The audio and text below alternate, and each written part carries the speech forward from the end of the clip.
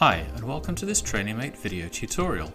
This advanced features video will cover the remaining features of TrainingMate that were not explored in the Getting Started video. It will also introduce linking with plugins and explain how they can help your training and the way they will change how you create your exercises. By now you should have watched and are familiar with the concepts covered in the Getting Started video and that you have started putting your own workouts together. Now when you start TrainingMate, you will be taken to the dashboard screen. Here you will see a summary of your recent training and your forthcoming sessions in the next 5 days. You also have the opportunity to review your biometric stats and update them should you want to. You will be reminded regularly to update them, and we recommend you do so to keep an accurate record of your stats. Just click the OK button when you have finished. Let's have a look next at the settings pages. The profile page allows you to change the personal information that you set up when you started TrainingMate for the first time. The defaults page stores the starting values for the app.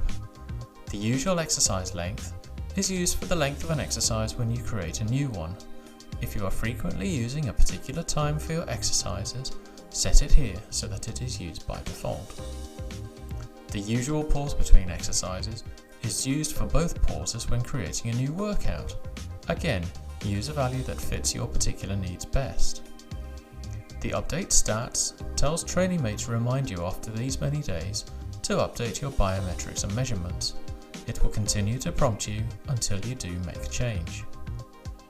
The messages page shows you a transcript of what has been happening in TrainingMate.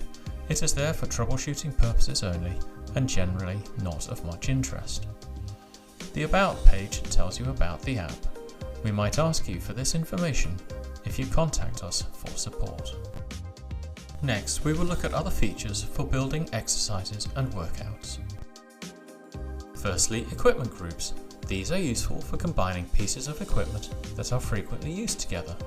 For example, we can group together the road bike and turbo from the Getting Started video. If you also train with a mountain bike, we could add that with front and rear gears and also group it with a turbo. Then, in an exercise, you can select to use the equipment group instead of the individual items. It is the same result, just another way of getting there. All group-like components, equipment, exercise and workouts have buttons to add, remove and reorder the group members, and you can adjust one or more of them at once. Next, let's look at the metrics in more detail. If you recall from the Getting Started video, we use metrics to describe the measurements we are interested in when setting goals for our exercises. Let's add a heart rate metric for ourselves. The Measured In choice allows you to say how this metric is measured. Since heart rate is usually measured in beats per minute, we can select the per minute option in this case. All this really does is display the metric nicely. If we were interested in fractions of a heartbeat, we could change the precision to be in tenths or hundredths, but these are more useful for metrics such as speed or distance, where you might want to measure more accurately. For our heart rate though, we will keep to whole beats. The Cannot Go Lower or Higher Than settings allow you to fix the valid range of values that this metric can take. We are nearly always interested in positive values, so by default all metrics have a lower bound of 0. With no upper bound, we are saying that the metric is limitless. That makes sense for things like speed and distance, but for heart rate, the convention is that it doesn't go any higher than 220 beats per minute. By setting this upper bound, we are telling TrainingMate that anything above 220 is an invalid heart rate. This allows the app to ensure your training goals remain valid. For example, if we set a goal of keeping heart rate above 225, TrainingMate will tell you that the level is invalid. As an additional visual reminder, the metric name includes left and right square brackets when bounds are set. Now let's look at other ways of building up exercises. In the Getting Started video, we looked at the exercise group and loop components. There is one other way of making an exercise, the override. This is useful when you have a basic exercise that you have some small variations on. You can override one or more aspects of the basic exercise with a new value. Let's do an example. Keeping with the cycling theme, let's create a cycling warm-up where we will change down through the rear gears every minute, keeping a constant cadence throughout. So first we need the cadence metric, it's in revolutions per minute. Next, our basic warm-up exercise. Warm-up 1, 1 minute, front gear 2, rear gear 1, cadence of 90. Now we can create an override, warm-up 2, where we will override the equipment and simply change the rear gear to number 2. We can do likewise for the remaining gears, but we will speed the video up here since we are just repeating the steps every time.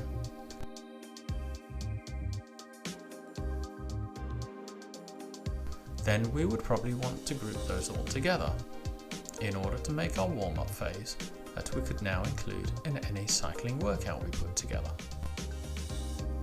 You can also make an exercise with increasing or decreasing effort by changing the way you set up an exercise goal. Let's say we have a different way of warming up on the bike.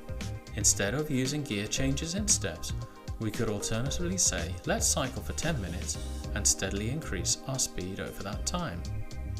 So we can create a new speed warm-up exercise. We will choose a mid-range gear to be in at the start.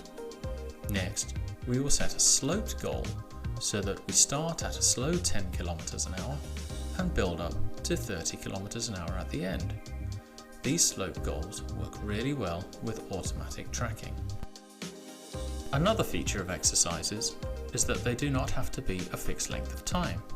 Instead, you can set the exercise length to until I press stop. Like this, TrainingMate acts like a stopwatch for the exercise. This allows you to build exercises like do 5 laps, where you are more interested in the time it takes you to complete the exercise. Lastly, with exercises, if you want to, you can make a one exercise workout quickly.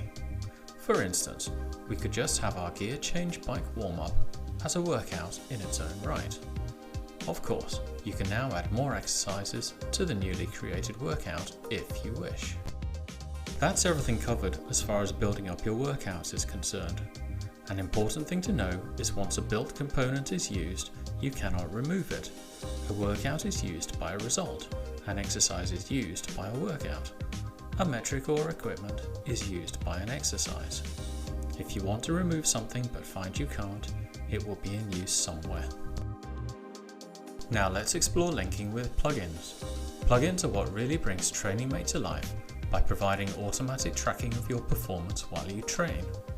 All plugins provide a two-way connection between TrainingMate and a source of training data. It may provide equipment components, and it will usually provide one or more metrics that you can use in your exercise goals. You use the equipment and metrics provided by a plugin in exactly the same way as we have done in the example so far. The key difference with a plugin metric is that while you are training, it is tracked and recorded. We will see how this works in a short while. First, let's look at activating a plugin. There are currently 4 categories of plugins available in TrainingMate. We will look in detail at the AN+ and Concept 2 plugins and how to connect to sensors and trainers in their own videos. For now, we will concentrate on the Click Counter plugin from the Manual category. To install and activate a plugin, use the buttons corresponding to it on the link screen. Plugins are licensed separately to allow you to choose what functionality you want and what you don't. To get a plugin license, just head over to the TrainingMate download page and make a license request. Make sure that you use the same email address for the plugin license as you did for the app. Then paste the emailed license key when prompted. If the license key is valid, the plugin window will show on your screen. In manual plugins, the training data comes from values entered in the plugin window. They allow you to track your performance when you have equipment that TrainingMate cannot link to automatically. The Click Counter plugin doesn't add any equipment for you, but it does add 3 new metrics. Count, the number of clicks made during an exercise. Estimated count, the number of clicks expected to be made during an exercise. And split time, the time between each click. So this plugin is useful for counting laps or repetitions. The count metric is a strictly increasing amount. As you click the button on the click counter window, the count increases by 1. This means that it can be used to control how long an exercise lasts for. For example, we can now build in an exercise controlled by repetitions. We can say that we are going to do squat thrusts and that we are going to do them until we have completed 30. So we set the exercise length to be until click counter plugin count reaches 30. One thing to be aware of is that all plugin metrics are zeroed at the beginning of each exercise, so there is no need to account for clicks already made. Now let's add in some goal tracking. Let's also say that when we do our squat thrusts, we want to keep the time between each to less than 2 seconds. So for our exercise goal, select the split time metric, select the less than choice, and specify 2 seconds. Then we will make this exercise into a workout by itself to demonstrate. Start the workout, and as the exercise progresses, click the button in the plugin window.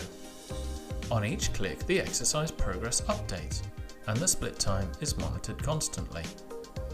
Clicking faster than every 2 seconds shows green, meaning we are inside our goal. Clicking slower than every 2 seconds shows red, and that we are outside the goal. If we were doing this for real, we would need a training buddy to do the clicking for us.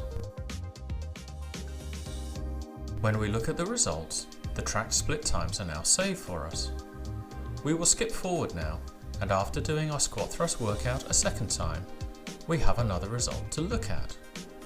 Select both of them together by clicking in the middle column, and you can precisely compare one against the other. That covers the click counter manual plugin and how plugins can be used to enhance your training. The descriptions of the other manual plugins will guide you to how they can be used and whether they will be relevant to the training routines you need. If you're unsure, you can always just try them out with a trial license. That's all for this tutorial. You should now be able to use the full flexibility of TrainingMate and its plugins to really make your workouts completely specific to your training needs.